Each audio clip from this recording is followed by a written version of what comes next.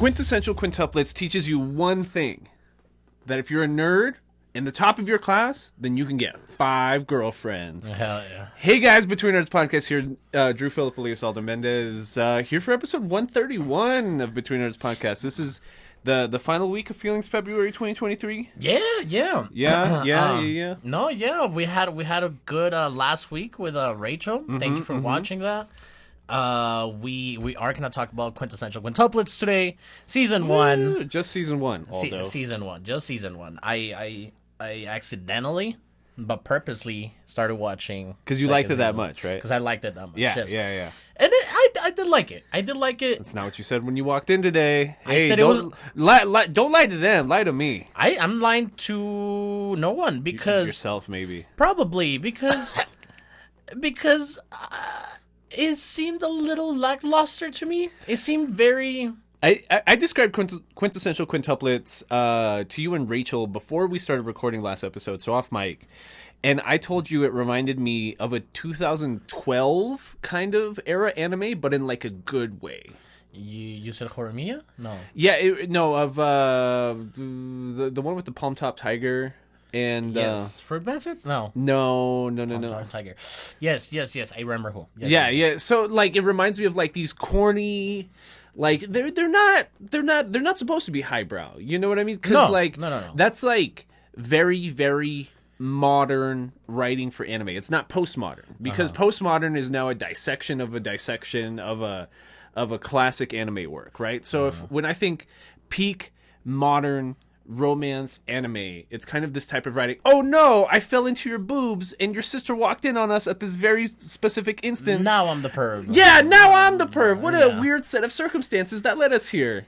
It's all just a misunderstanding. Like that kind of writing, I feel like I haven't seen in a while. No, and it was fine. And the whole like How I Met Your Mother kind of aspect to it, the whole gag about Quintessential Quintuplets is that in the intro it shows you that he marries one of them. Right. But like her face is always covered, her hair is different compared to all the girls, maybe except for just one. Toradora. There you Toradora. go. And in the first season, that is fun to see.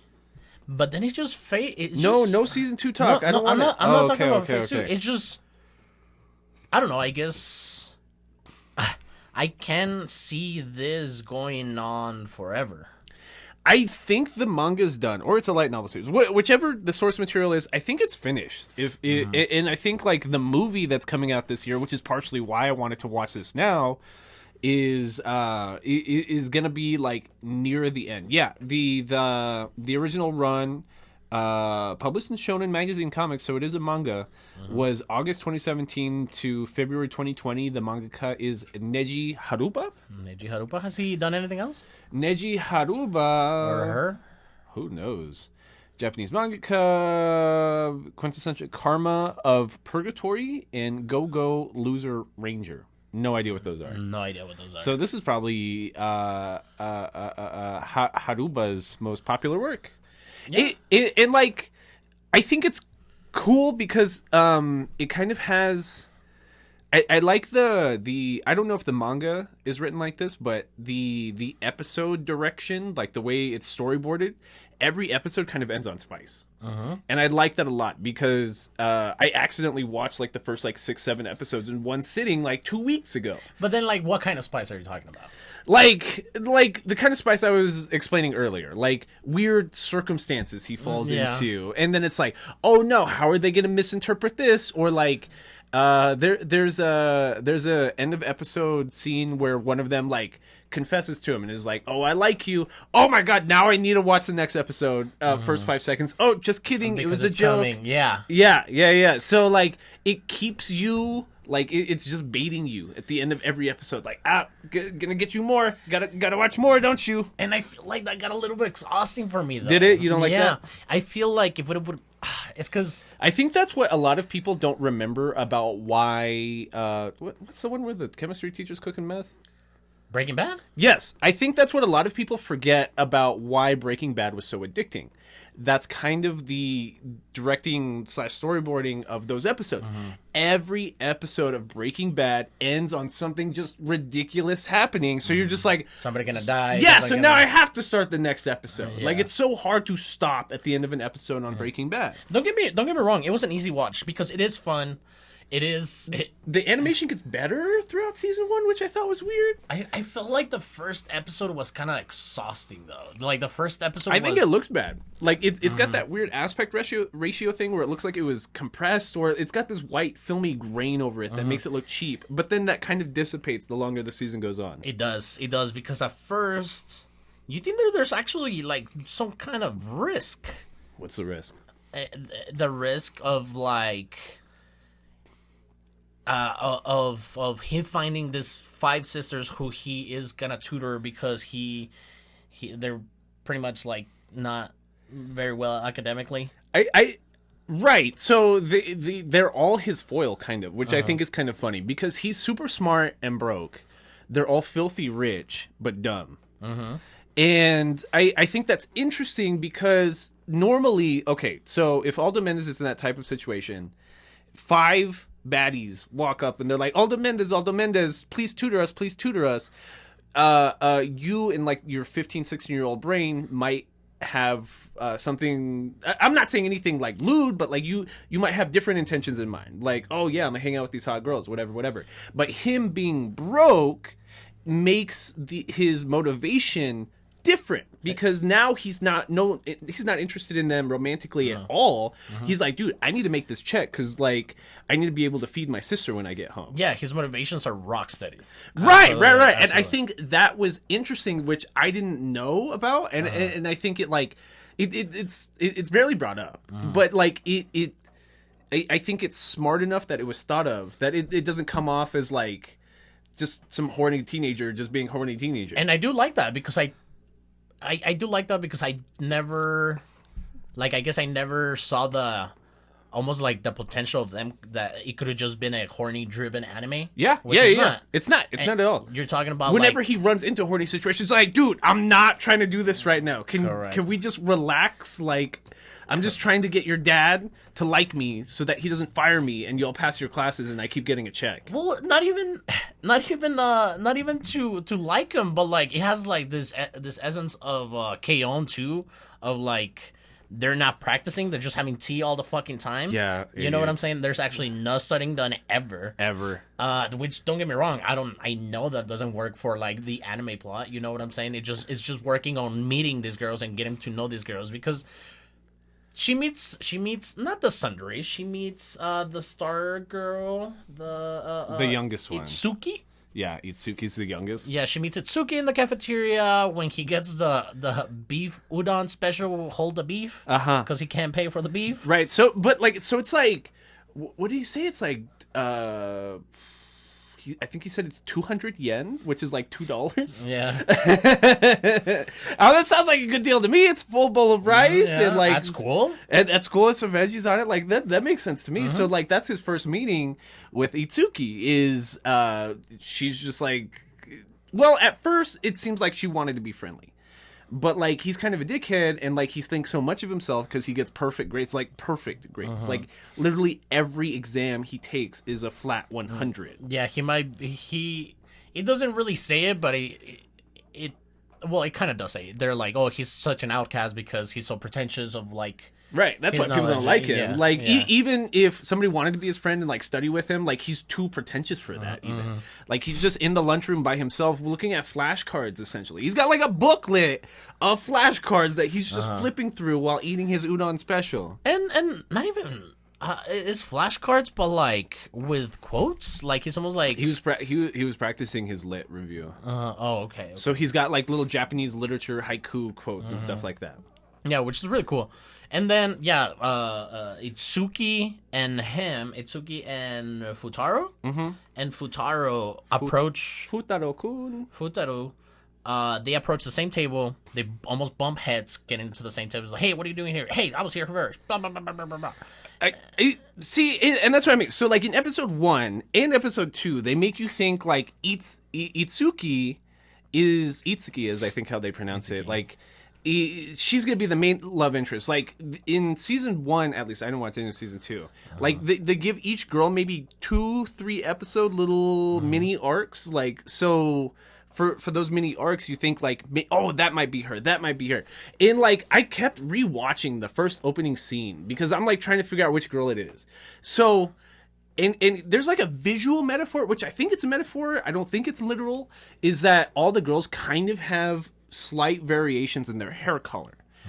But they make a point almost every other episode to be like, we're exact twins. We're identical twins. We have the exact same hair. We just style our hair differently. So I think maybe the hair color is a visual metaphor for the audience to better like hockey? Huh? Like hockey? Yeah, like yeah. It's to better differentiate from the audience's point of view because there are scenes where like, the girls will like just do their hair different as one of the other girls and like pretend to be them and no one else can tell. But like normally you'd be able to tell, like, you had red hair and now you have orange hair. Like, I could totally tell that's not you. But that's not true. That's not how it happens. So, and something else they bring up is, like, we have the exact same genes. We have the exact same potential, the exact same genes. We should have the exact same personality, but we kind of don't. And that got me thinking of when I took a senior level course for my undergrad on advanced evolution. And it's the nurture versus nature argument.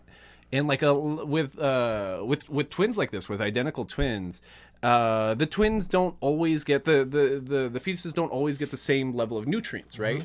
And there's different studies about gestation periods. Like if you're born 2 hours after another twin, like that other twin having like 2 hours more stimulation during this very pivotal period when you're a newborn kind of matters. So that's why like. When he meets like the oldest sister, she acts motherly. She acts the most mature out of all of them. She calls herself Big Sister Ichika. Yeah, but like she does carry herself as more mature, and it does show in the plot and stuff. But then she's a little bit more careless, carefree of them all too, because she's like an actress. They almost trying to make it like she's doing something bigger than school. Yeah, correct. Yeah. And just Futaro meeting. Well, when he first finds out that he's like, "Oh shit, I have to tutor this 5 girls." Right. Like all the girls are not with it. No. Which is the only one that's with it right away is Ryotsuba. Ryotsuba is the orange hair, the athlete, the second youngest. Yotsuba, yeah. Yotsuba, she's the only one that like right away is like completely with it. So, with that being said, that's why. Yeah, I made some visual representation, right? So I'm trying my best not to hide our faces from the camera, but you can see all 5 of the girls. We have them from oldest to youngest down here. The 3 characters the 3 categories we have that we're going to be ranking them by are character design, chemistry, growth potential. And then we're just going to total them out at the end and figure out who has the highest score. And then we'll have a running tally of who we think is best girl after the end of season 1. So maybe once we get to season 2 or the movie, these can change. Yeah, we can reevaluate our scores a little bit. So that's what I mean. So like if these were the 3 categories I was working with, right? I'm like, okay. So like 2 of the sisters are complete bitches to him the entire time. Which is our friend over here with the bows, Nino. Yeah. Nino and the youngest Itsuki. Right. Yeah. And this is my issue, right? Is the middle sister is like the most socially inept. Her name is Miku.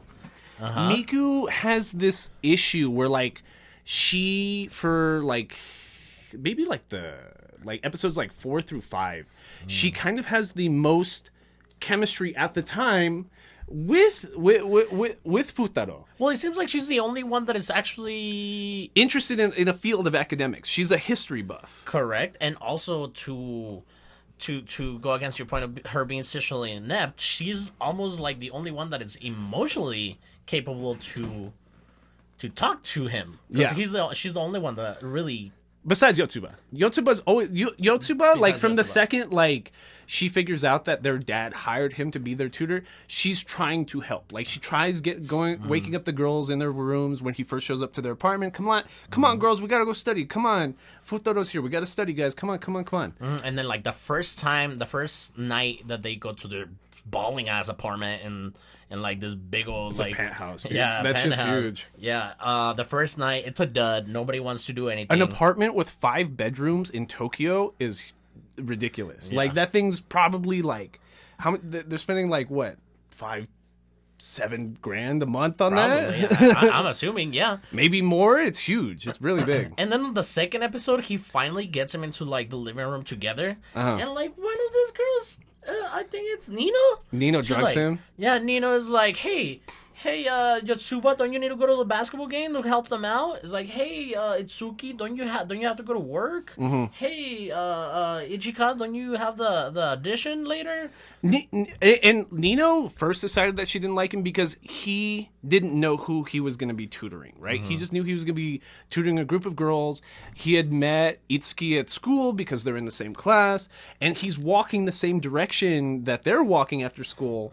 And like Nino like stops him. It's like, hey, you fucking weird ass stalker, can you stop following us? And he's like, I'm just trying to go to my tutoring session, blah blah blah blah blah. So then when he walks up to their apartment, to their penthouse, and sees that they're there, that's when like she gets set off. And like I think in episode 2 she commits a whole ass felony against him. She offers him like, was it cookies or brownies? It was cookies, right? Cookies and another Coke or something like that. Yeah, cookies and milk, and like drugs him, like literally drugs him. He wakes up in a cab, and Itsuki was at least nice enough to like call a cab and like ride with the cab to like get him to his place. And like that's super illegal. I'm pretty sure even in Japan, like that's not very ethical. Like she didn't want to be tutored so bad that she drugged a complete stranger. Correct. And I think that's crazy. I think that's absolutely, because like I feel like throughout this whole season, they want you to believe that because the bride has the same hair color as Itsuki, it is like Itsuki and maybe Miku. Like it's kind of this mix between red and brown, sort of. But like you can't tell the hairstyle because the bride has her hair in like a bun. So the whole time I'm thinking it's one of them two, right? But Itsuki, at least in season 1, gets like the least amount of like time with him, with Futaro, because she's so convinced after their first meeting, and he's so arrogant and so like just kind of an asshole, that she's like, I don't need you, I don't need your help. Like I'm gonna try to study on my own. Yeah, and then like the whole like Nanny McPhee like thing, like, oh, we don't want to be taken care of, blah blah blah blah blah. It's like, you guys are not gonna graduate high school. Yeah. First of all. Yeah. And But they're rich, so that maybe doesn't matter to them. Exactly, right? So like the motivations for me too are kind of like, For what? you know what I'm saying? Yeah. And then anyways, he ends up making like a mock test, right? Yeah. He ends up giving a mock test. He gives them to them. Somehow he makes them do the test, and they all get different questions right. They all get, none of them get any of the same questions right. They all total at exactly 100, and they all got different questions right. Correct. So like Miku, she's a Japanese history buff. She gets like a 50 or something. I googled it. Apparently 60 is passing in Japan. So like her getting like a 40, 50, like she almost passed. So but everyone else is getting like a 10, a 20, a 15. Because she was able to answer all the history questions right. But then she just got everything else wrong. Correct. And then we have what I think it was like the most, maybe more feelings for everybody about this thing, when Miku just like, she kind of like outcast herself. She's like, no, I was like, oh, my sisters I worry better than me about like everything else. And then that's when Futaro's like, no, look, he's like, look at the test. It's like, you guys are different in every way, and you shouldn't be feeling bad. She keeps calling herself, she's demeaning herself by saying, I'm 1/5 of a person. We're only one whole when it's us 5. And he's like, no, dude, like you are 5 different people. And I guess that's kind of like what the story's trying to tell you, is that like they think less of themselves because they grew up as 1/5 of a person. He's like, no, dude, like I am tutoring 5 different people. You are all a different person, and that's fine. And I guess you have heard of talks like that when even brothers that are not twins, you know what I'm saying? Yeah. It's like, oh, fucking brother's the favorite one, or you know what? I'm glad you brought that up, because I was watching a TikTok about that. One of the most popular NFL podcasts is the Kelsey brothers, right? Oh, So yeah. the past watching some past Super Super Bowl just happened, And like it's the first time two brothers have been against each other in the Super Bowl. Huge deal. Jason Kelce and Travis Kelce, they're both the best in their respective positions. They're both already like first ballot Hall of Famers. Jason Kelce's hands down like the best center that Philadelphia's ever had, probably. Well, at And least he already had a ring, right? Yeah. They already won one, and then at least in the past 20 years, the best center Philadelphia's had. Travis Kelce is breaking all of Gronk's postseason records right now. Crazy. That's a big deal. That's a crazy. really big deal. No one ever thought like anybody could break those. And in this clip on TikTok, Travis was talking to Jason, and he's just like, dude, like, I felt like the failure. The 6'8", 270-pound tight end NFL player that just won a Super Bowl. He's like, dude, you made me insecure, Jason, my big brother. He's just like, because, like, Jason went to, like, an Ivy League school. He got scholarships. He's like, dude, I've always been trying to catch up to you. I've always been right here. Been right here. This guy that rest of the world is just, like, kissing his ass. And he's just, like, just trying to catch his big brother for forever. And it's kind of that thing because, like, Jason's just like, you just won a Super Bowl, dude. I don't know what you're talking about. But I was right here. Now I'm right here with you. I'm right here with you, man. Just having Mom congratulate me at the Super Bowl was a big deal. Well, I was gonna say the Manning brothers too. Like they do not share a lot of the same records. You know what I'm saying? So you know who's the favorite. Well, that's kind of an interesting argument that I've heard about the Mannings too, because like. Look at me talking sports. Look at you. Who are you right now? Because the thing about Peyton is like he has more like Super Bowl wins, obviously, right? But like he was with better teams, kind of. Both of Eli Manning's like Super Bowl wins, he like put the team on his back and just freak ass plays, just won somehow. You know what I mean? Like. And like that's kind of the argument. It's just like, okay, do you want the guy that's a better team player, the guy that's more consistent, or do you want the dude like, dude, the game's on the line, the season's on the line, you got to throw a bomb in this one corner of the end zone? Can you do it? All right, I got this. Yeah. But it is, and that's what I'm saying. Like when it started talking about that, that's when I was like, oh, okay. But then. Like the parent figures not being around, like completely diminishes like that topic because they're not there to be like supporting them exactly. Because the dad always calls Futaro instead of his daughters. No, he does. He calls Itsuki. And Itsuki's the youngest. I don't know why he would pick her out of everybody else. I guess youngest by an hour, maybe a couple hours. There's 5 kids, dude. There might have been hours between births. Right. Like like it says, all the birthdays are May 5th. But Cinco de Mayo. Yeah. I didn't even think about that. I didn't even think about it. But like, they could be like anywhere between 30 minutes and 7 hours apart. Correct. But like all the communication between the dad is like, have you guys been studying? Is he doing a good job? I want to know that he's right for you. If you don't pass your midterms, then I'm gonna fire him. Why don't you just take him out to dinner or something, bro? Yeah. You know what I'm saying? Why don't you get them a professional tutor? Yeah. Care enough to not hire a 16-year-old. You got the dough, and he's getting paid what? 5,000 yen for each? Was that it? I don't even remember. So that's like $50. Yeah, something like that. Because that's not a lot. even in the second episode, Itsuki's like, well, you tutored us 2 days. Here's your pay. We don't want to see you ever again because you suck or something like that. Because they always tell him like he sucks. Yeah. The little sister, I really like the little sister. I do. Raya? I do like the dad too. Futaro's little sister. I like that home energy for It's really tight knit. Like the mom seems like she's passed or something. Yeah. So like, but the motherly figure at home is Futaro because he's the one that cooks. He's the one that's trying to scrape together some extra cash. He's the one that helps his sister with her homework. And they're in debt for what reason? I don't even know. They didn't bring it up. I don't know. They made it seem like the dad isn't maybe gambler kind of thing. Yeah, something like that. Because they did go spend the money in gambling. Did they? I don't even remember. They went to like the playroom. Oh, they did. They took her to an arcade, and that's where he ran into them again. Yeah.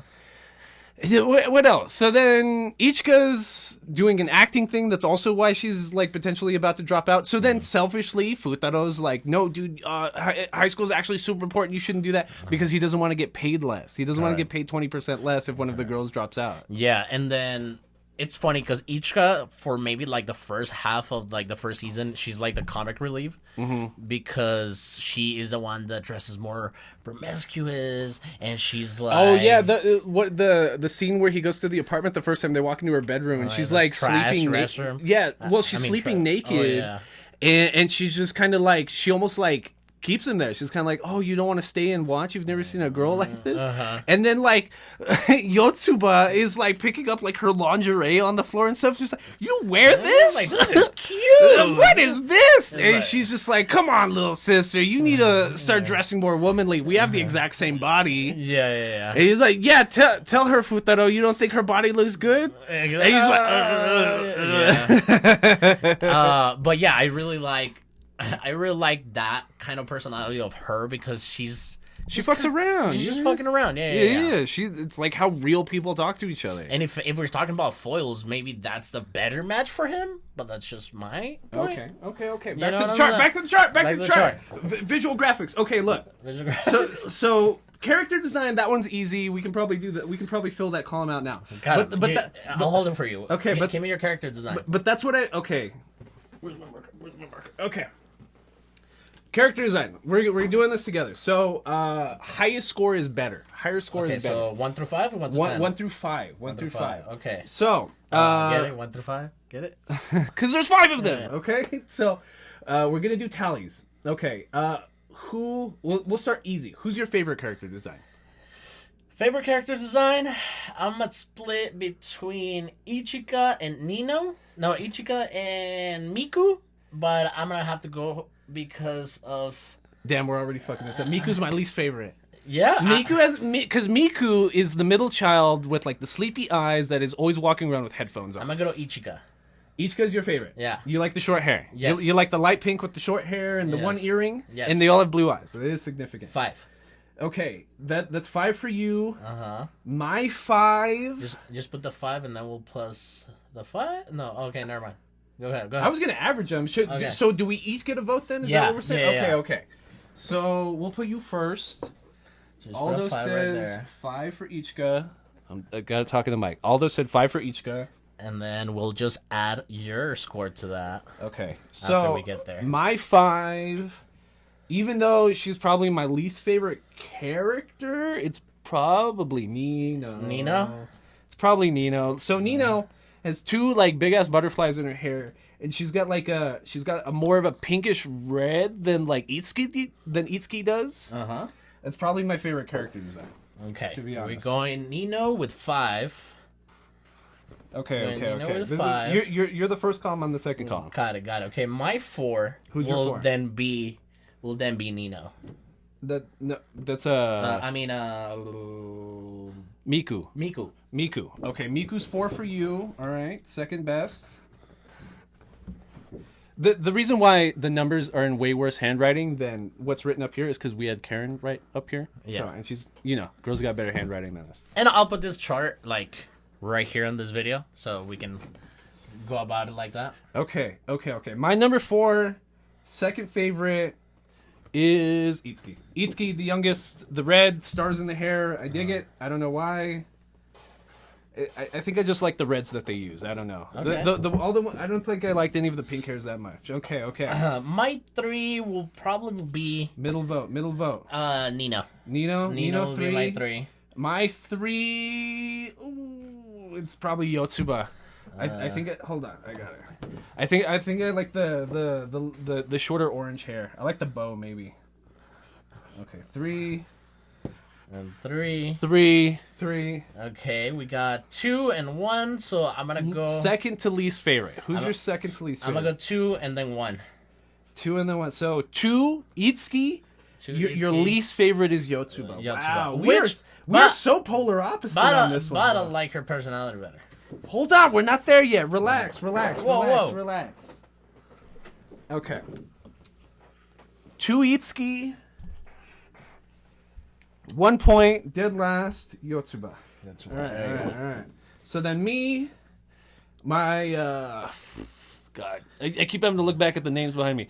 So then 2, second to least favorite. I'm gonna put Ichika. I like Ichika a lot. Don't get me wrong, but her character design I wasn't Well, it's because they're good character designs. I think that means a lot. You know what I mean? It's hard for you to pick. And then my least favorite for sure is Miku. I hated her character design. I don't like the headphones. I don't like the sleepy eyes. I don't like she's covering her hair with her bangs. All right. So we got an 8. We got a 7 for Ichika. We got 8 for Nino. We got 5. We got 4. And we got 6. Okay. So then, okay. So then we can talk a little bit more about what's up with these girls real quick. Yes. So I think Yotsuba and Futaro's relationship is really important because, like I was saying earlier, she's the one, like, most with the studying and the nicest one to him off the bat, probably. Like, because she's got the bubbliest personality. She's kind of, like, trying to corral her other sisters together.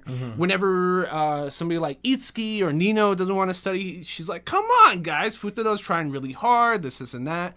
I like her a lot, but she kind of gives off, like, girl best friend kind of vibes and not really girlfriend vibes. You know what I mean? That's what I was going to say. It feels like the way she is, it's only connected to her being, like, a decent person. It's like, yeah. It's like, hey, guys, like, my dad hired a tutor for us to do better in school. We have to do this. And that's what's also kind of spicy about her writing in season 1 is that it's like, is it genuine or is she just nice? Because, like, half the season I was like, oh, she's just being nice. Whatever, cool. Good for him. He finally found a friend. But there's, like, an end of episode thing in, like, I think it's, like, 7 or 8, something like that, where Futaro gets sick. He's at their place, and he's just, like, laying down. And Yotsuba kind of puts his head in her lap. And, like, the scene goes dim a little bit. The camera focuses on them. The camera, there's no camera. It's just animation. But, like, it focuses on just them two, like, his head in her lap. She's looking down, and, like, her face is covered by her hair. And she's kind of like, hey, Futaro. He's, like, half asleep and just sick. And she's just like, I like you. End of episode. And then there I am on the couch, just like, oh my god, yelling for Karen upstairs, babe, like, you don't understand, it just happened, it happened. And then the first 5 seconds of the next episode starts, it's like, oops, I was just kidding, I didn't mean it. And then, so I'm like, but she said it, so she did mean it, right? And then she got embarrassed. Yeah. That was my interpretation. And that could have been it. But also, I feel like it's just, like, easy JoJo writing, like, oh, I got backed into a corner by saying this at the end of this episode. Yeah. I'm just going to be like, oh, you know what? No, that was not it. Right. Right. You know? And I feel... You feel? What I feel in Feelings Forever okay. is that Miku and Ishika have probably the best chemistry. With him. With Futaro. Yeah, with Futaro. Okay. And Miku, just because she was the first one to actually... get to know him. Not only that, but, like, he was able to, like, come to a common ground with her, like, hey, listen. He met her at her level. He's like, dude, studying doesn't have to suck. We can study subjects that you like as long as your average is passing. And then not only that, but, like, the whole, like, quintuplets thing is like, you're not 1/5 of anything. You're a whole ass person, bro. Even though she's the middle child, she's like, well, I guess that makes sense because she's the most insecure. She's not the oldest. She's not the youngest. She's kind of the middle child. She's forgotten a little bit. And the reason I think Ichika might be the best, another runner-up for best chemistry with a protagonist, which is Futaro, it will be because she is the most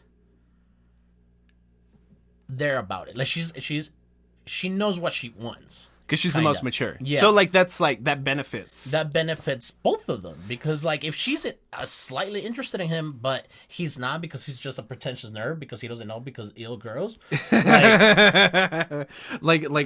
the typical between nerds viewer? Exactly. I feel like he would see that... Not that... It's because it's weird when you put into words of, like, I'm going to pick one of these girls. Yeah, that's not what we're saying. That's not what we're saying. But, like, in the writing on this anime, if he was to be like, oh, you know what? I probably have the better chance to this girl. You know what I'm saying? But it's so weird to talk about something like that. It's like, how would you pick between? It's like, you don't have to pick, bro. It's like, that's not how it works. Right. Yeah, you don't call But because dibs. it's an anime, he kind of has, like, a chance with all of them. Exactly. Like, if this were real world, you'd be lucky to get the attention of one of them nerds. So, like, don't be like, oh, but the other 4 sisters. Yeah, exactly. So this is kind. I feel like that's what, like... drove me off like the motivations of the anime too. I feel like the longer season 1 goes on, the less I like Miku for Futaro, because okay, so really early on they kick it off because of the Japanese history thing, and she likes Japanese warlords. Cool, awesome, makes sense. And then she's like really shy, right? So that's like he like kind of brings her out, and she opens up a little bit. But the longer the season goes on, the less personal interaction she gets with him, but the more she still feels like everyone else, like she deserves him. Like everyone else should back off because she called dibs or something. Like it's never said, but the longer season 1 goes on, it's more like she like implied dibs. Like episode 1 of BoJack Horseman. Like, what do you mean dibs were implied? Like, dude, I had dibs. You can't hit on him, kind of thing. Because like Ichika being like the most mature sister and like having the oldest sister kind of vibes, she's trying to be protective of all her younger sisters. So right away she notices Miku likes Futaro like that. So she tries to back off. She's friendly with Futaro because she realizes her sister likes him, and she tries to help along with the studying as much as she can. And she even gives like a couple of jabs here and there. She's like, "Oh, I didn't know you like boring looking dudes like Futaro." It's like, "Yo, I'm here. I'm right here." It's like he's not that. It's like he's not that boring. No, what did you say? She's like, "It's not all about looks, you know." And he's like, "Whoa, I'm still in the room." Hold on, I just spit on my face. Hold on. So it's hilarious like that, and you're right because I didn't like the dibs portion. And like, so whenever Ichika's trying to play like older sister wing woman a little bit, that's when I guess the interactions you're talking about, that's where like they start to click. That's where Futaro and Ichika kind of click. They're like, oh, there might be something here. Like Ichika's kind of just like doing it as an older sister, as a friend, as just somebody trying to be nice to their tutor kind of thing. But the more personal interaction she gets, which the second half of the anime, she gets a lot of personal interaction with him, the more she's like, oh, maybe she does like him kind of thing. Because there's even a scene where they kind of like accidentally get snowed in and they have to stay at a hotel together. And there was only one room. Freak anime stuff. You know what I mean? But like, she almost confesses to him, like first thing in the morning. And it's Itsuki that like walks in on them and like just kind of like slams the door really quick, and like that's what makes her stop. Because she's getting more personal interaction with him. Miku, after episode like 4, never gets one-on-one interaction with the guy. No, and even in that middle part with Yotsuba, like Yotsuba like quits doing the basketball thing because she's like, no, dude, like I don't want to let Futaro down because like I'm starting to like she cares about like him wanting to do well so that he doesn't get fired from his job of tutoring them. There's a very important moment with Nino in the first season where he falls into her boobs. Yeah. By the way, like maybe 60% of all shots is like boobage and like. Thighs. They animate a lot of jiggling. None of these girls are wearing bras for whatever reason. Yeah. And what I was gonna say, I think it was Itsuki or Nino that gets locked out of like the apartment building. Oh yeah. And like because she's the youngest one, she doesn't want to call them to get help because she feels already like she's the youngest one, and she's always being taken care of. It was Nino, but it wasn't because of the age thing, because she's the second oldest. Okay, so then Nino has the resentment of like they're not so close together anymore. Right. Oh, this boy is trying to drive us apart. Blah, blah, blah, it's blah, just supposed to be us 5. It's like, you get out of here. Yeah, dad doesn't love us, mom's dead, like, it's just us 5. And I need to take care of my sisters. But then what's ironic about the Nino thing, so Nino just flat out hates Futaro. Everybody. Just everybody. She's just kind of, she's just like... yes, okay, I almost said the B word. But, like, the thing about Nino that's kind of hilarious is that, like, Futaro, which we understand from flashbacks, had met one of the quintuplets when he was like 6-7 years old. But he was like a little like elementary school, like kind of air quotes thug at the time, right? He was dyeing his hair blonde and being such a little rebel and didn't want to go to school. Bakugo. Yeah, young Bakugo, just being a little bad boy. But then he befriends one of the quintuplets, realizes he needs to do better for himself, and that's when he turns into a nerd. And then like they all like meet each other later on at this point that we're watching when they're 16, 17 years old. But he doesn't know. But he doesn't know. He doesn't realize that one of the girls he had befriended was one of the quintuplets. But Nino finds his book, like his his a planner, wallet, like a his little- school planner that has like his school ID in it also. You know, because Japanese people are way better than us, and they're always organized. Yeah, So everybody. I assume everybody has a planner. Yeah. Just giving people planners. Yeah. But like in it, he carries a picture of him with one of the girls. And again, as children, they all look the same. Same long hair. It's kind of a burgundy in like the blue eyes. So we're not entirely sure which one it is. She sees the picture of him blonde, and she's like, "Oh my god, that's the guy that I had a huge crush on when I was in elementary school. Do you know him?" And he's kind of like, "Oh shit! What the little girl that I was friends with is totally one of these quintuplets. Which one could it be?" So he makes up a lie because he doesn't like Nino because she's kind of really mean to him. Yeah. So she's kind of like, "Oh, that's my cousin. Like he's my best friend or something like that." He says cousin. Yeah, okay. He says that they're related. She's like, "Oh, I didn't know you had such a good-looking cousin. That's so different and weird. I would love to meet him sometime."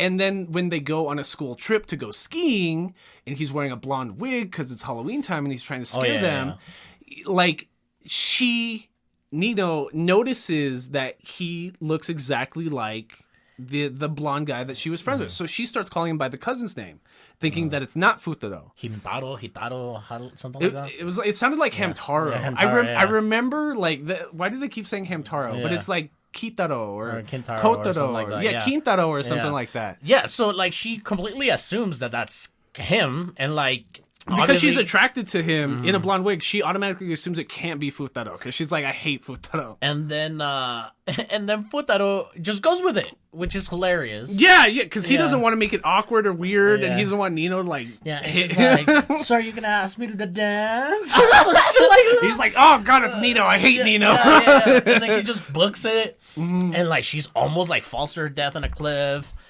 He grabs her hand. No. She grabs the thing that the sister made him.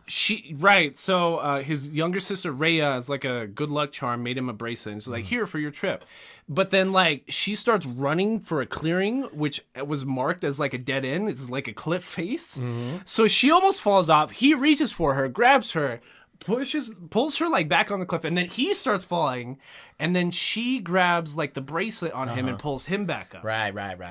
But like again, anime moment, like she falls on her back and he lands on top of her, and their faces are almost touching. Everything's sprinkling. Yeah. It's just like, oh, this is so heavy. This is so heavy right now.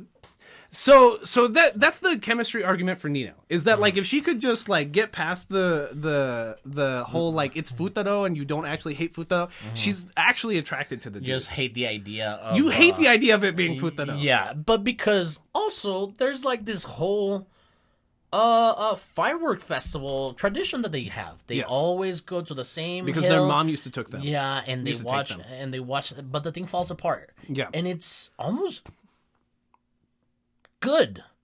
You know what I'm saying? It's right there with good because all the girls spread out. Futaro doesn't know what to do. He's looking for... Yo, I thought Ichiko was an escort. That's what I'm telling you. I thought Ichiko was an escort. There's like a 3-episode run where they kind of want you to think that Ichiko's an escort. Yeah, it's like, who is that? Why are you with Ichiko? Yeah, like Ichiko's walking around with some creepy dude in a mustache, a grown-ass man, and we're just all like, yeah, that's weird. She's and then like she 16. looks afraid. She's like, no. Oh, you can't see me with my work friends, with the work guy. But it's because she's an actress. That's what we end up finding out. But then the work guy, when he sees them with Miku, he's like, "What are you doing with Ichika?" Because that work guy doesn't know that she has 4 identical sisters. Yeah, correct, 4 identical sisters. So he's like, "Who are you to Ichika? Who are you to Ichika?" With Miku, and then he's like, "This isn't Ichika. I'm just an acquaintance or something." And then Miku's like, he says we're not friends. Yeah, so then she gets hurt.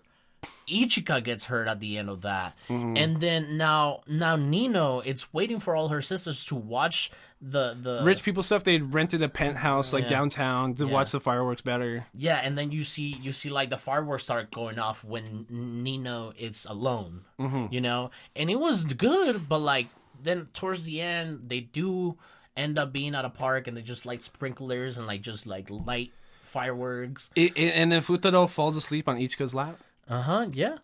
That's it. It's the beginning of the Ichika arc. Yeah. And that scene's also significant because when he falls asleep on her lap, Miku's like side-eyeing in the background, being like, sussy, it should be me. Yeah, I don't like that. Like Ichika knows that Miku likes him, so then why is Ichika getting that friendly with him? But then again, it's kind of mean because Miku, you don't have dibs. You don't have dibs on a person. That's not how humanity works. Yeah. But number one, number two, why didn't you make a move then? Like, I get you're the shy one, but that's on you at that point. Yes.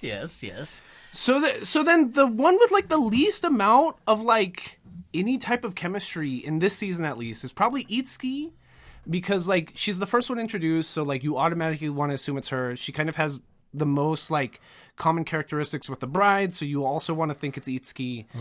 And they argue all the time. Futaro and Itsuki do not get along at all. I think he straight up calls her pretentious or spoiled or something. Called her fat in the first episode. Calls her fat in the very first episode. But he does apologize to her. He does want to be friendly with her. But we know as the audience it's because he wants to get paid and he wants to get along with all the sisters. Which is not a bad motivation. We're not saying he's being selfish or anything, because he's not. And even though they call him selfish a lot of times in season 1.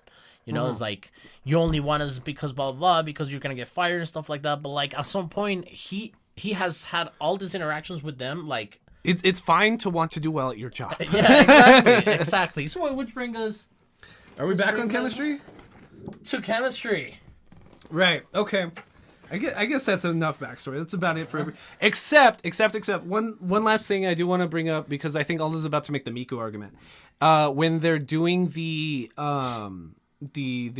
ski trip, Yotsuba and Nino are both chasing after Futaro because Nino still thinks that Futaro is his cousin, and Yotsuba is trying to be an athlete and play tag with him. But Futaro's sick because the night before, him and Ichika got trapped inside of a log closet, and they got sprinklers sprayed on them, and they got sick, right? Yeah. So then there's a wet t-shirt scene with Ichika. Yeah, just throwing that in there. There's a wet t-shirt scene with Ichika, but they're all identical twins, so they all look the same naked, probably.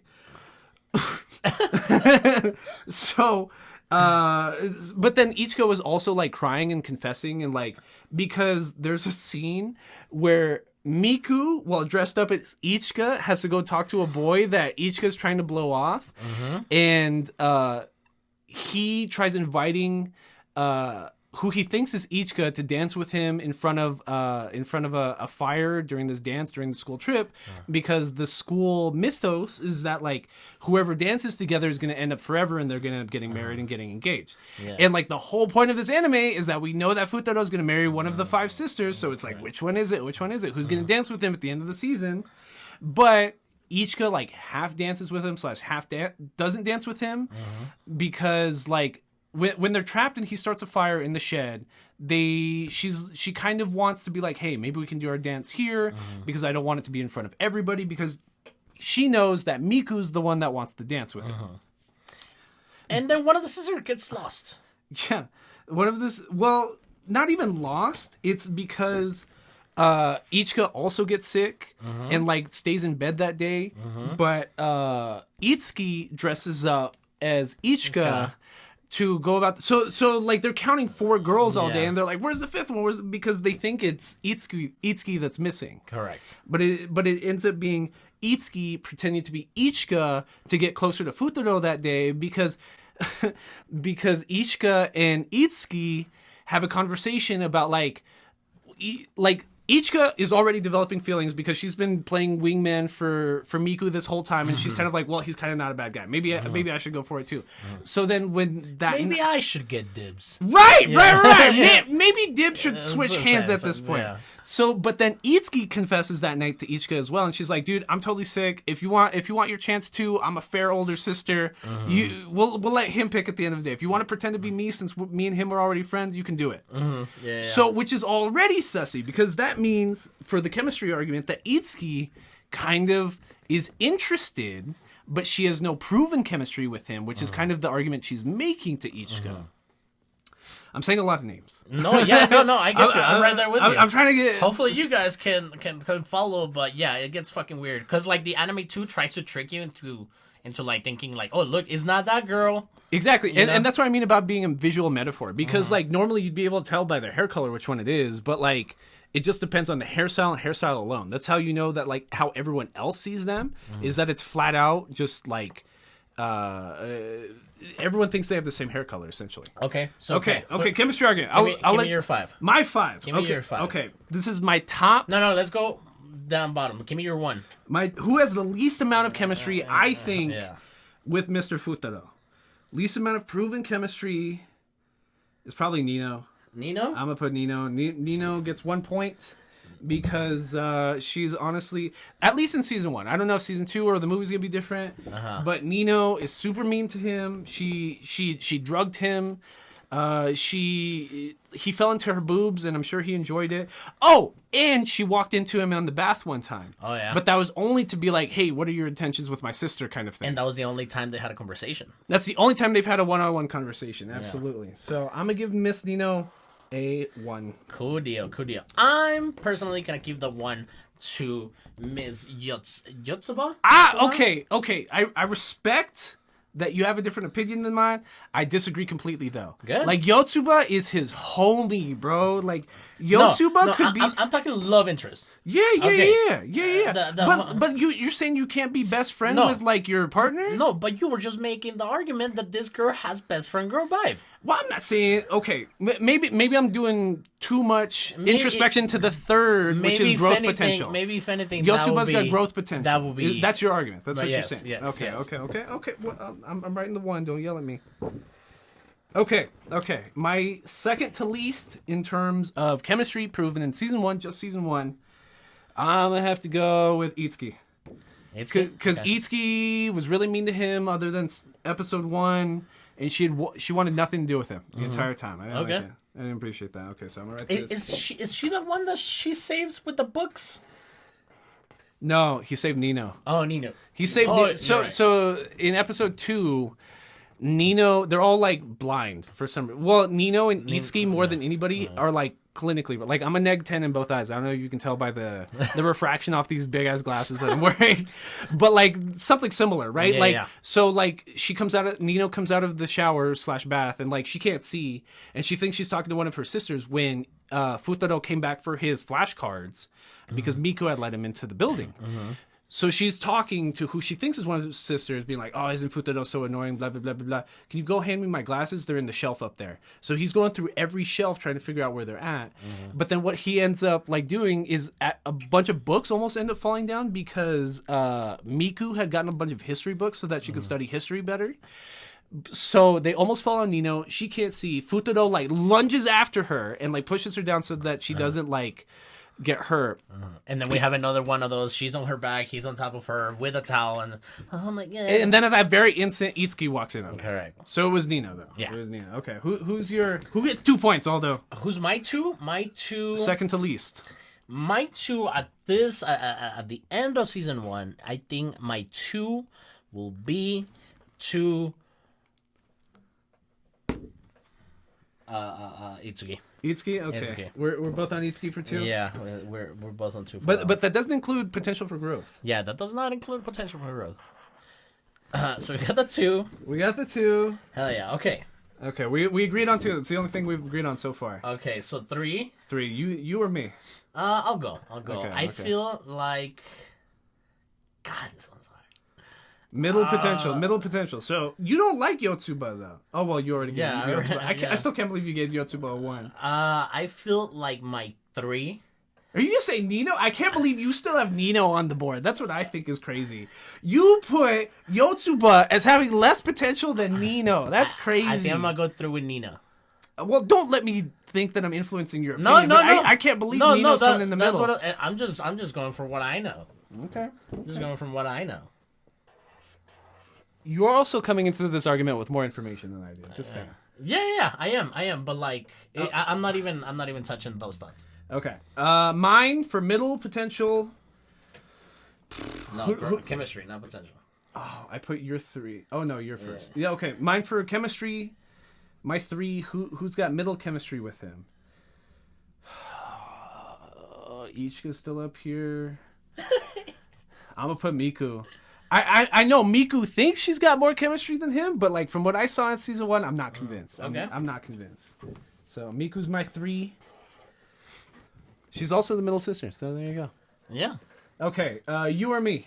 Second to highest. I'll go. No. I'm gonna go with a 4. 4 for Ichika? Ichika? I thought you were gonna give Ichika a 5. No. To be honest, I really did. No, I'm gonna go with Miku with a 5. You can put that down already if you want. I disagree. I disagree completely. Because is it the dibs argument? You think her being a history buff means she gets dibs? No, I just feel that Futaro is not completely interested on her just yet. So you gave her the most chemistry Yes, because he's not interested? because he hasn't seen her because she is the shy one. Okay, I understand that argument. I don't hate that argument. I don't hate that. Thank you for not hating it. Okay. I really want to give Yotsuba a 5.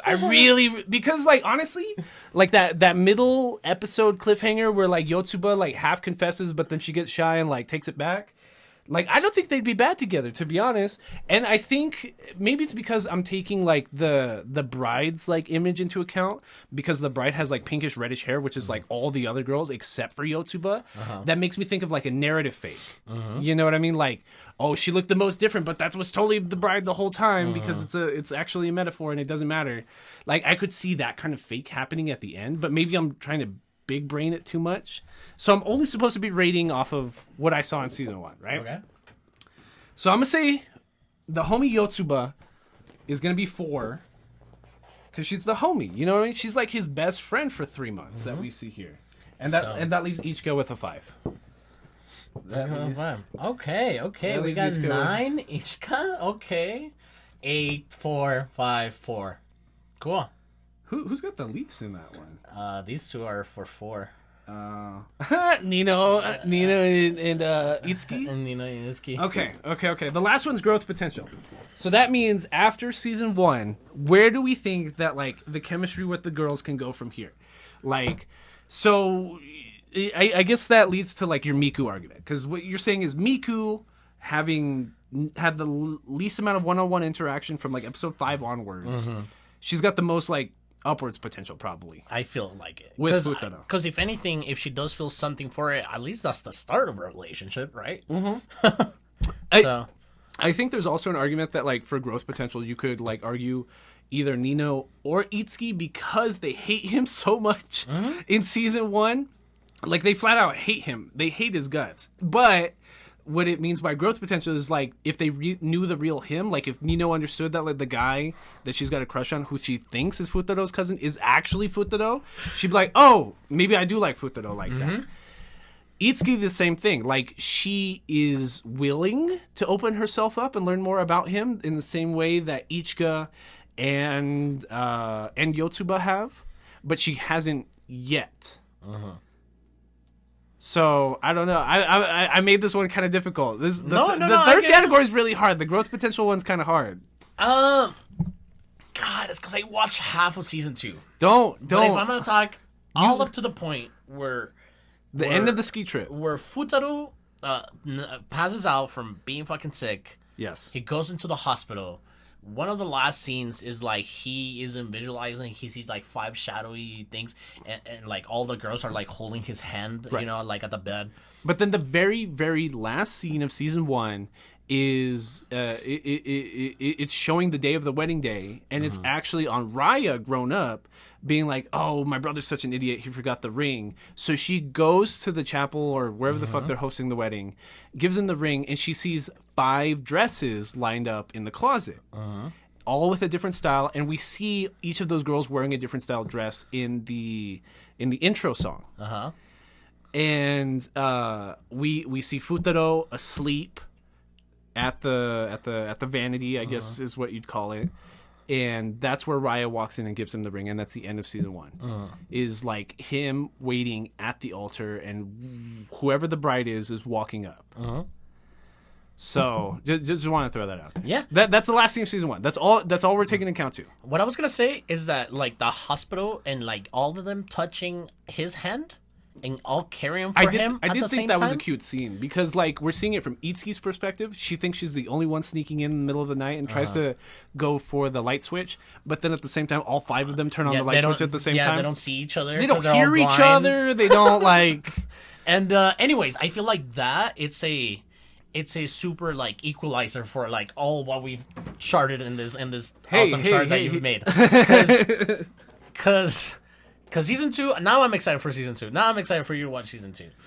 Because walking in here, you were like it was kind of mid. Walking in here when I was still making my chart, Aldo walked in. He was like, honestly, I didn't like it. We've had this conversation before when we. It's better to talk about everything. It's better to talk about everything. Yeah, absolutely. Because when I'm watching, I'm like, why are people picking this? Why are people doing this?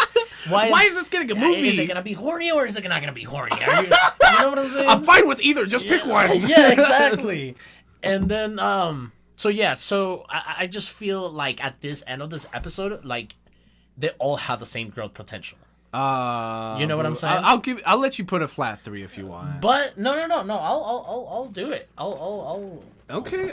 I'll give it my best. So if we're talking about growth potential, we're talking about the least amount of growth potential. The Who's getting least the chemistry? 1? Who's getting 1 point? I think. Yotsuba? Oh no, we're talking growth potential? Yes, growth potential. We're starting from the bottom up? Okay. I feel like she's gonna get a 1. Ichika? Yeah. Is that because Ichika's already like hit her ceiling maybe? Yes. Yeah? Yes. Yeah. She like you think after season 1 that's about like all the chemistry they can muster up between That's each other. exactly. Like they're already more than friendly. Like That's she cries. exactly what I'm talking about. She cries in his chest. She opens up to him, but like she kind of already hit, she hit her max early. Okay. I hear that argument. Okay. Just so we're clear, Aldo had no say in these categories. I just kind of did this on my own. My good categories. You like it? I like it. My 1, like from what I know about anime writing, I feel like Miku's the obvious 5, right? Like just anime writing in general. You know, the shy nerd girl with like the auditory sensitivity that's always wearing the headphones is she's gonna show the most growth in the next season, right? But like. I'm not supposed to be thinking about it like that, and that's why I made it this kind of category, like not taking any other information into account, just what I saw in season 1. Without that equalizer at the end. Right, like Miku is, from what I saw, from what I've seen, she's too shy to actually show any growth. Okay. I'm not convinced with the available information that she has any more growth potential than that. Okay. So I'm just gonna give her a 1 just because I didn't see her make any moves in season 1. Nothing personal. It's just I didn't see it. I have no evidence. It's okay. That. They're not real people, dude. Hey, they are. These, to somebody, to multiple people. These are real people, dude. All right, my 2 for growth potential would second to least. Second to least, I think it would have to be our girl Itsuki. Itsuki. Okay. Yes. Okay. Do you have any reasoning for that? Honestly, I don't think much of Itsuki, bro. No. I don't think so much about her. I like the shade of red that they used. Yeah. I like the shade of red. I would probably give number 2 to. If for some reason I missed, no, never mind. I'm not gonna say that. Go ahead. Whoa. Go ahead. Whoa! Spoilers for season 2, everybody. I'm gonna give it to Nino, to be honest, just because I think Nino's such a B word that like. I don't know. When people are mean to me, I'm not the kind of person that's like, going to switch that up. Like yeah. I'm totally going to give you another chance to let you redeem yourself in mine. You know what they say about first impressions, and that's what I'm saying about Nino. Nino left such a bad first impression that like that's all I know. That's all I'm going to say. Who's your middle of the pack? Who gets 3 points? My middle of the pack would be Miku. Miku? I thought you were going to say more. I feel like I've been feeling the Miku propaganda on your side of the table. Oh, I need a 3. I already knocked off Miku first. Growth potential. I kind of want to say Yotsuba, and that's kind of because she's just like she's got the dumb little sister kind of vibes. You know what I mean? She's just the athlete. All of her emotions are very superficial. She wears her heart on her sleeve.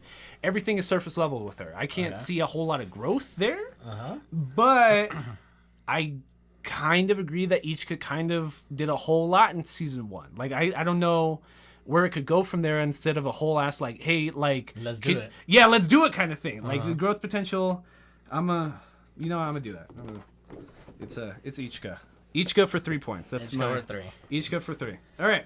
So who's your 4 and 5 then? My 4 and 5 as far as potential goes. Oh wait, 1, 2, 3, 2. Did you put a 2 in the wrong place? Oh, yeah, I did. So then, this is not your 2. Sorry. Okay. That's my 2.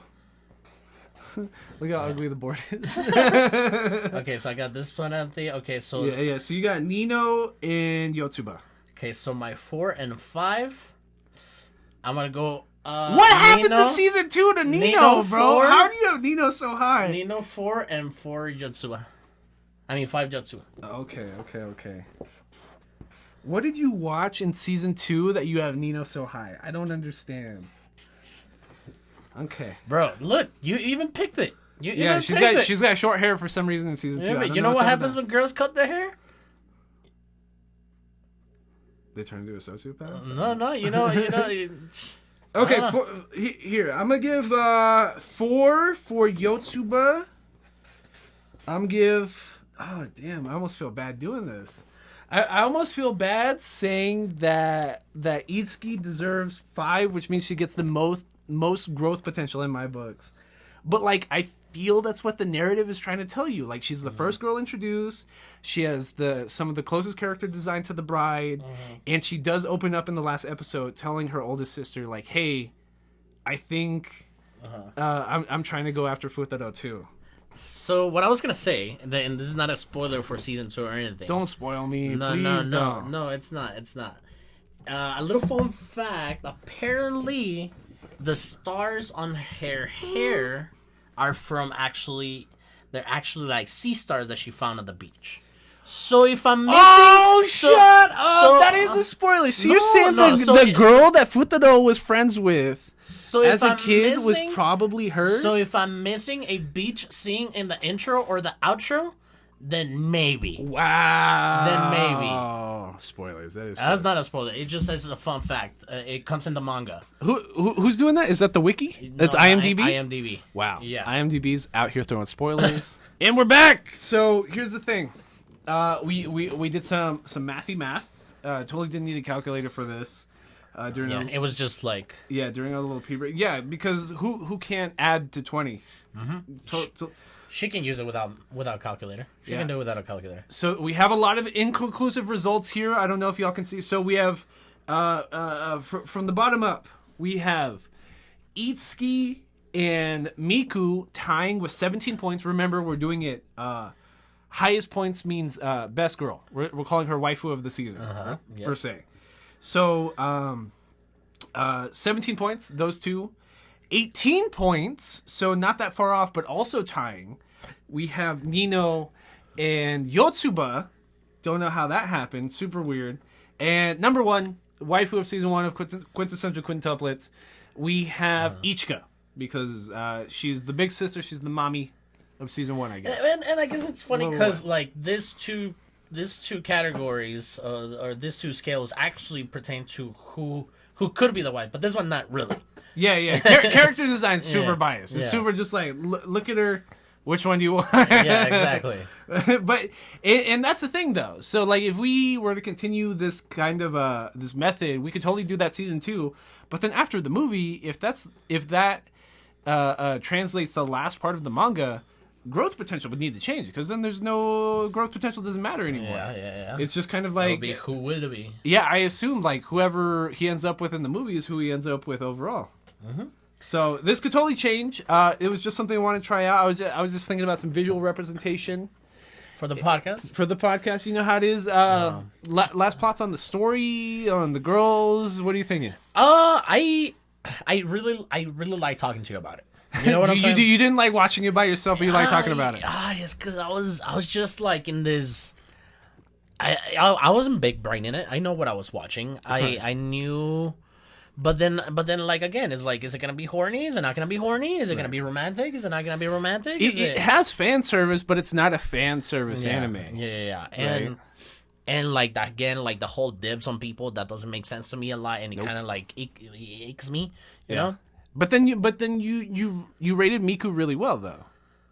Yeah. But she's the one that's calling dibs on people. Well, yeah, but like it's part of the anime, right? Yeah, okay. I do think it's interesting that Ichika does get the most episodes with Futaro. Mm-hmm. Like the most one-on-one interactions between Futaro and any of the girls is 100% Ichika, at least in season 1. Like he convinces her to go to her acting audition. He encourages her, but like encourages her to also not drop out. He's the one that finds out about her secret job in the first place. Like even he kind of thinks it's kind of sussy. Like maybe it's like this little escort job that she's doing on the side. And she's like, no, dude, he's my manager because I'm acting on the side. And an interesting point about Ichika is that like the night of the fireworks festival, she has an audition. She shows up late. And they're asking her to play a part of a high school student who's like confessing her love to somebody. And the first thing she thinks of is like, what could put me into this character was Futaro. Because he also helped her with the lines. Right. Because they were reading lines together like while her manager was about to pick her up. So and I think that's really, really interesting. She opens up the most when they're in the shed together. She gets some of the most like, this is stupid and like redundant. It doesn't even make sense. But like classy fan service, like when they set off the fire alarm inside of the shed because they're cold and he makes a fire. She's the one that he sees in like wet t-shirt. She's the one that like she has this habit of like grabbing his head and like putting it in her lap. We saw that both at the fireworks festival and when they were at the hotel together. Nurturing. Yeah, she's got this nurturing like I just want to like take care of him kind of vibes. So like that doesn't sound like a bad partner to me. You know what I mean? I think that's part of what being a partner, like a literal like significant other partner is to take care of each other at a certain point. You know what I mean? Like, so I think that's it's fine that Ichika ended up first. Okay, I like it.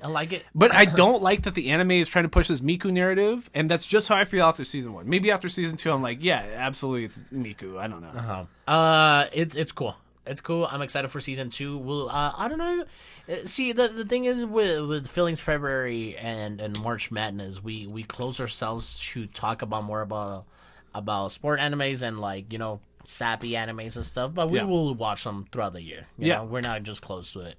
Right. It's just easier for us to categorically like put these all like in 1 month, or we're never going to get to them because like the issue we have most of the season is like recommendations, and then we just get bogged down in recommendations for 2-3 months, or it's just we're going for that clickbait material, and we need something popular, something that like has a movie coming out or has a new season coming out. By the way, thank you for our 150 subscribers on YouTube. Thank you very much. The first time we hit 50 subscribers, you know, we were very excited. Now we're 100 up on that. We're 15% of the way to being monetized. You know, and just comments and people like mentioning us on Twitter. But that's part of the NerdDown. You want to go into the NerdDown? Yeah, NerdDown. NerdDown. NerdDown. Welcome to NerdDown, where nerds get down. Beginning of this section, I think we want to go over some housekeeping notes. To remind you all, we are sending our February giveaway winner their goods this week. Promise it's this week. Rez, promise this week. I promise. And we will email you. We will tell you. Send you the tracking information, all that stuff. Tracking information, one name we put on there, you know, for you in case you're in like an apartment complex or some shit like that. You know what I'm saying? But yes, we will be sending out. If you all also want to get some free handpicked nerd stuff, all you have to do is be a subscriber on YouTube and comment on any video that month. Any video. That's all Raz did. That's all they did.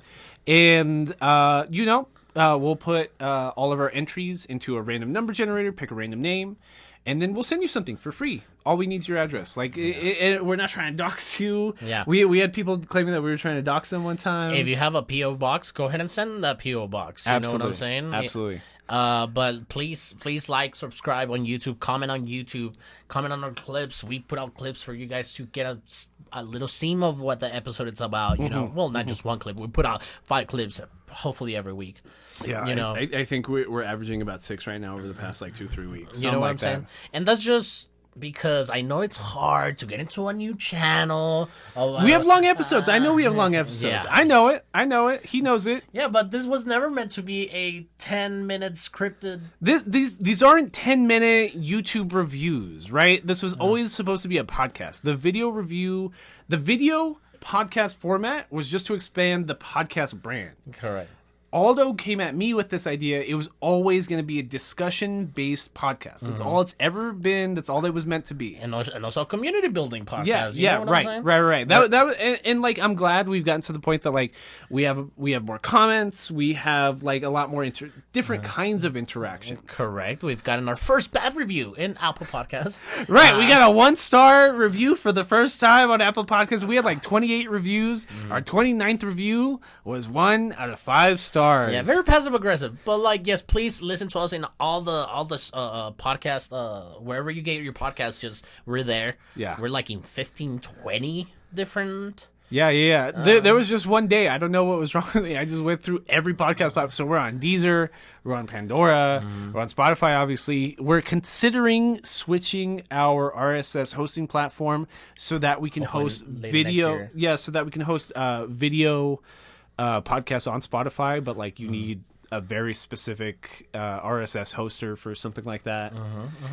And what else am I missing? Thank you to Chartable. Thank you for giving us those charts every time. You know, we're great in Australia, Middle East, Thailand. You know what I'm saying? We chart in Germany fairly frequently. We've been charted in the United States for like a couple of weeks now, even though we're like into the 200 place. So that means you know 200 spots between me and Joe Rogan. Let's go. Yeah.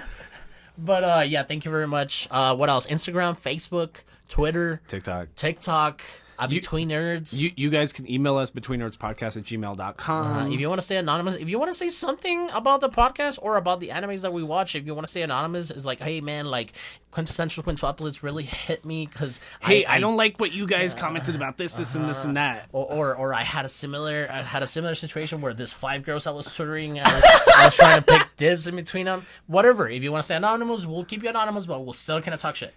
Also, that's a different method to enter the giveaway as well. So like you can do it via the YouTube method, or if you leave a 5-star or positive review on Apple Podcasts or Spotify or Pandora, whatever, you can, if you leave said positive review and then email us at betweennerdspodcast@gmail.com, letting us know that the positive review is you're also entered into the giveaway. Okay. It's just, we don't get notified on these platforms who reviewed us. Like, there's no information attached to it. Yeah, it's privacy stuff and whatnot. But yeah, please let us know.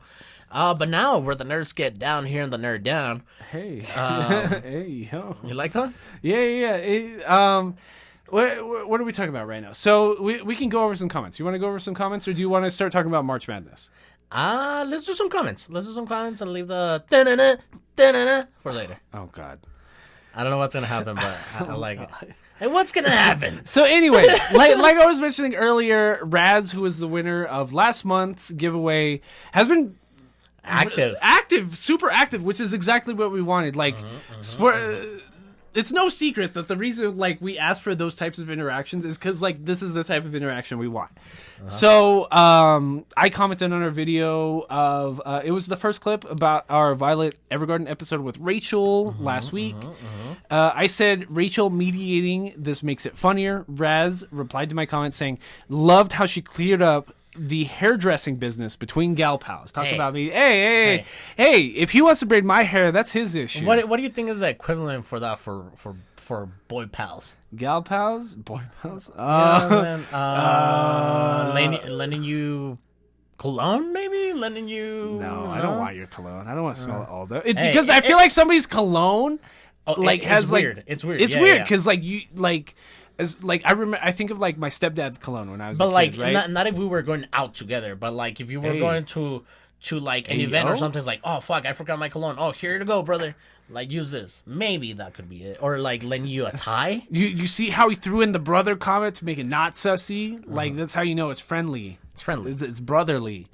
I don't know. Lend Man. you a tie. A spot on the squat rack, maybe. Okay, there you go. A spot at the gym. There you go. That's a good one. That's a good one. Well, like, you have another one, bitch. Come on, you got another one in you. Yeah, maybe. Roby's all our guy pals, if you think about it. We need another episode with Roby Cantella ASAP. Yeah, ASAP. That's all I'm learning from this conversation. ASAP doing great, though. ASAP Rocky? Yeah. Hey, yo. Shit. Like, and I think that's funny because we had this conversation on Twitter, like on our personal Twitters the other day. Like, people on the cover. Nerds. On the commenting on Rihanna and ASAP Rocky and their son's photo shoot on the cover of Vogue magazine, which is like already who are you to be commenting on like what Vogue's doing? Like, you fucking dork. Number one, number two, they're like, oh, they put Rihanna in the foreground, they made ASAP Rocky seem so feminine, whatever. He's like, hey, how feminine is he that to get Rihanna pregnant twice and taking care of his kid, dude? Yeah, like he's kissing his son on the cheek and people are shitting on him for that. What are you talking about? That's some real like YouTube only interaction. That's some really only Andrew Tate level interaction. All you know about expressing yourself in public is what Andrew Tate and YouTube are telling you are like Sigma alpha males are. You're such a loser, bro. Like, anybody taking care of their kid in public is already like demasculizing them. Like, who even cares? Who gives a shit? Like, I'm more likely to shit on somebody in public for not taking care of their kid than being just a good father in public. What are you talking about? Absolutely. I remember my mother-in-law gave Saeed this little like cartoony, not even like a real looking one, but like a your son's Saeed. Yeah, my son Saeed. She gifted him a little like cartoony looking baby doll, and like he carries it and he's like, oh, he pretends to change his diaper and pretends to like give him food. I'm like, that's totally fine. You're teaching this son how to like take care of something else. You know what I'm saying? It's not a girl thing, right? For him to be being a good parent is not a feminine trait, guys. Listen to me. Crazy. Anyways, thank you, Raz. Yeah, Raz has a few more comments. So on the body of episode 130, Love, Loss, and Yuri, Raz commented, honestly, it was spoilers. I feel kind of bad, like, because we haven't seen Violet Evergarden the movie, and Raz commented like on who Violet ends up with, and like Raz's opinion on like how the movie ended and the main series for Violet Evergarden ended, and I was like, hey, appreciate the comment, but no spoilers, please. No spoilers for us. We don't care about us spoiling you guys, but like in between us, like we don't like spoiling each other. Well, it's not just that either. It's just like if we're having like a watch party as a community, like, and somebody jumps in the comments being like, oh, I wonder how other people thought about this, and you're spoiling like what is totally a potential next episode for us, like, please don't do that. Appreciate the love, like, love the support. Just he or she did apologize and was like, oh shit. They edited it. Like, I can't even read the main one. So like the new edited comment is just like, I'll take whatever Violet and Amy had going on over who she ended up with. There you go. That's perfect because that's not spoilers, but it's subtext for what's going to happen next. And into the same sauce as that comment, we have the comment on Twitter. Right. With at Florentes Gio_Derio.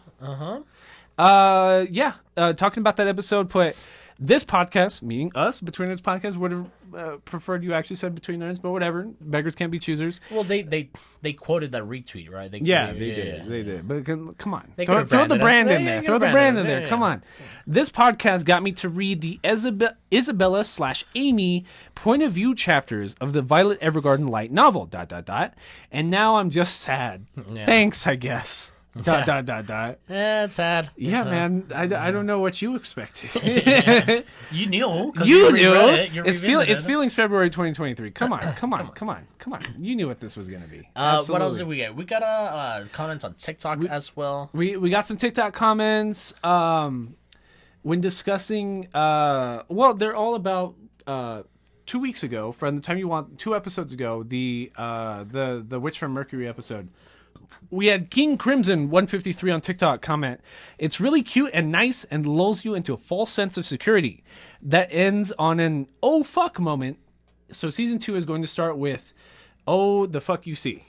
Okay. Talking about how he feels there's probably going to be a lot happening in season 2 of Mobile Suit Gundam: The Witch from Mercury. I really hope so, because season 1 didn't super mid.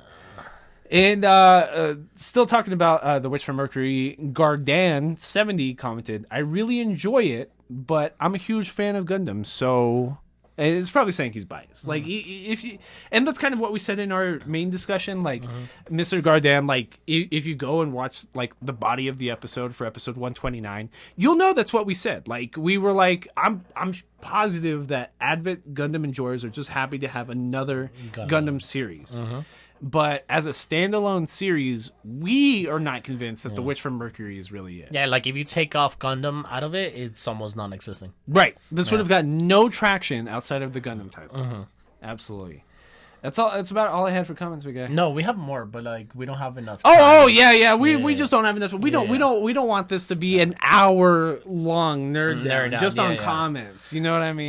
But that being episode 131, that's the end of Feelings February. Fourth week.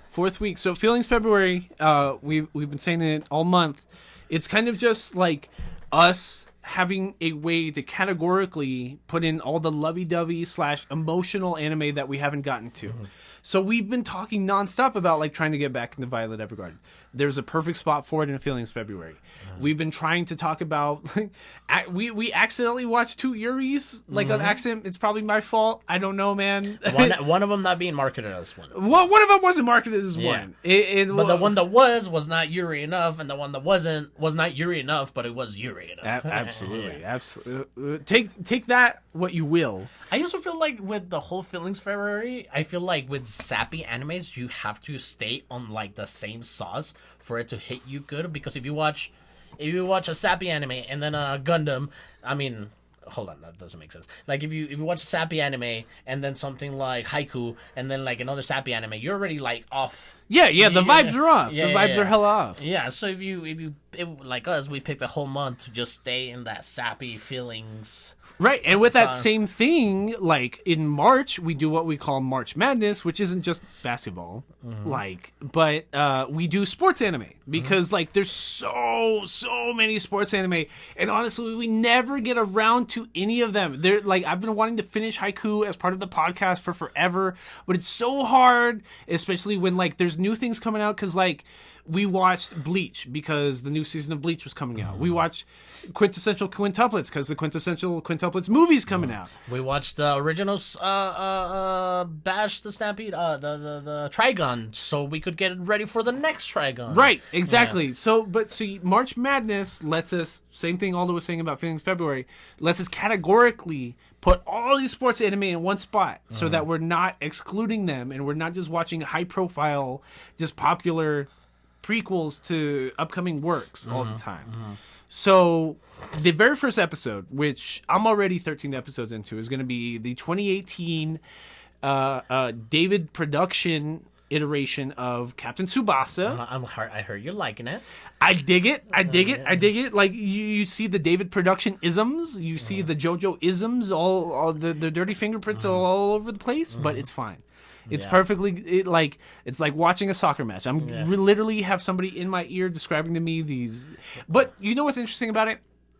It does what Haiku does that I like, where it's explaining the sport to you. It's explaining different passes. It's explaining formations. It's soft play or exactly or penalty lines. They're doing hard defense. They're only doing counterplay. Like that makes sense to me. And like I'm learning something about soccer by watching anime. Like if anything, we should have done this during the World Cup. But whatever. And that's why I wanted to bring it up. Yeah, because it was either between Captain Tsubasa or jumping into Blue Lock. Yeah, you know what I'm saying.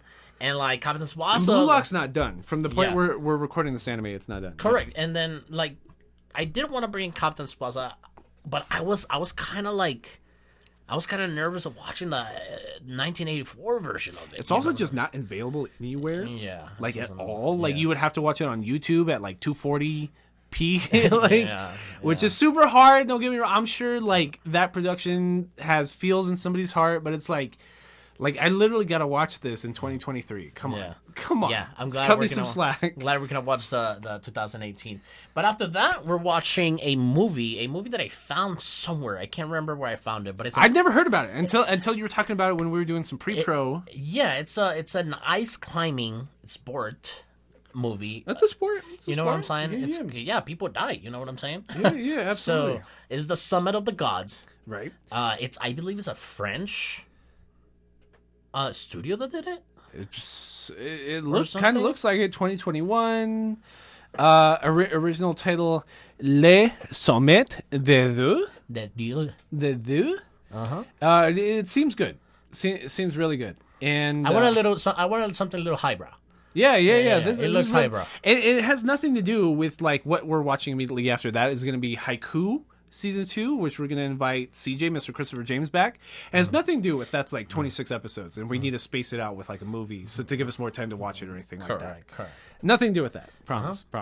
And then we are doing Birdie Wing Golf Girls Story. We've been talking about this for maybe a year and a half, or at least I have, because like this came out I think summer last year, and I remember like it getting really rave reviews, but it kind of flew under the radar because it's not a big IP, it's not a big studio, but apparently it's done really well, and like a lot of reviewers that I respect have been talking well about it. Mm-hmm. And then you, Jacob, and I have been dipping our toes in a little golfing here and there. Mendeville, absolutely. Yes, he's been here, of the podcast. But yeah, I'm excited for that as well.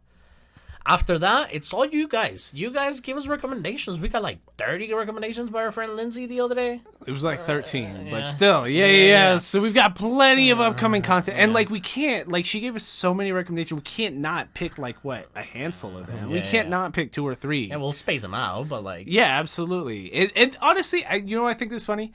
It's because it's things like Vampire Butler or like these like early 2000s goth emo kid animes that in the back of my head, I've always been like, who's watching these? Like, who is still watching these? Lindsay's watching them. Like, absolutely. Like, I'd love to have Lindsay, like, sitting right here in the middle of the podcast and just, like, discussing these with her. Like, because this is, like, the realm of anime that I've never dipped my toes into. Me neither. Because even, like, when Aldo came up with the idea to start this podcast, it was never in his head anime podcast, right? But, like, maybe it's my influence, and maybe just because I watch too much anime, like I'm just like, oh, nerd stuff, so anime, right? And we've kind of like it's been a lot of that direction, which I'll also take blame for. But I think we've learned a whole lot about how like different genres there are when it comes to just like this type of animation in general. Yeah, absolutely. It's not what you think it is. Like, anime isn't just Naruto or Dragon Ball. And, like, I know a lot of people that are like, oh, I love anime. But, like, they just watch, like, shonens from their childhood because it was cool, bright colors, and never action. revisit it again. Right. And then they never dip their toe back into it, so they have no idea what they're missing. But, like, I just had a bomb-ass week watching Quintessential Quintuplets. I just had a bomb-ass, like, hour and a half talking about Quintessential Quintuplets. And we talked about it. I didn't think it was going to be that long. I didn't think it was going to be long. We have been getting better at not talking so much. Yeah. You know what I'm saying? But it's those times that we watch something that is super big for us, like Mashuko Tensei, that we're just like, blah, blah, blah, blah, blah, Mashuko Tensei coming out. Mashuko Tensei Season 2 coming out this year. I'm telling you, it's going to hit. It's going to be crazy. I still need to finish that volume you lent me. Yeah. He's never going to finish Volume 7. And besides that, again, the recommendations are open for this next 8 months. Yeah. You know? Yeah. Next 9 months, I guess. Yeah. Like, sometimes we kind of try to fit horror in October. Doesn't always fit out because, like, horror anime is kind of shit. Well, Monster is on Netflix. Monster is on I Netflix. I heard that's really good. And that was one of the recommendations. Yeah. Monster was one of the recommendations. So probably we'll dip our toes on that again. I heard Berserk was gonna get a new redone, but I don't think we're gonna revisit that because it's gonna be the Eclipse again, and I don't want to watch that again. Well, it's also the same studio that made all those bunk Netflix originals. Oh, it's the same It's one? the same studio. Oh, okay. It's the same I don't studio. wanna watch So that. so they're not good. Yeah. Those all CGI ones. Attack on Titan, the final season part 3 is coming out this year. I'm excited to get back into Attack on Titan because we haven't we talked about season 3 or season 4, but we have not talked about the final season part 1 at all as part of the podcast. We need to watch more Bleach. I have an idea of how we're gonna get back into of how we're gonna start watching Naruto. I know the first 25 episodes we're gonna watch. So there's an idea. Everything that we haven't talked about that you're like, oh, have you not talked about this? Have you not talked about this? I'm telling you, there's a plan. I'm just telling you, scheduling gets in the way because we say this every week, but like we're not just talking off the cuff about this stuff. Like we watch this every week and come in here with a fresh face, having just experienced this piece of media, and then we take notes. We take notes, and then we present our ideas as such. Maybe not as well convoluted, but No, like we're not out here with a script like I know a lot of people do that I respect. But like the one-on-one discourse is what makes Between Nerds podcast, to be honest. and that's why we want your input too. Absolutely, because it's a community podcast, to be honest. So Raz, you should be getting the tracking information. If you haven't already, I promise you're getting it before Friday. Yes. And my name is Drew Philip Leos. That's all the men is at the end of the table. Jonathan is under the table. This is my dog. This is Drew's chart right here. This is my chart. Y'all should have gotten enough of this chart by now. And this is episode 131. Thank you very much, nerds. This has been Between Nerds. Thanks for watching Between Nerds podcast. Somewhere on the screen is a link to our most recent episode. Somewhere else on the screen is a link to a body of clips that you all should watch. Don't forget to like, comment, and subscribe. Thanks.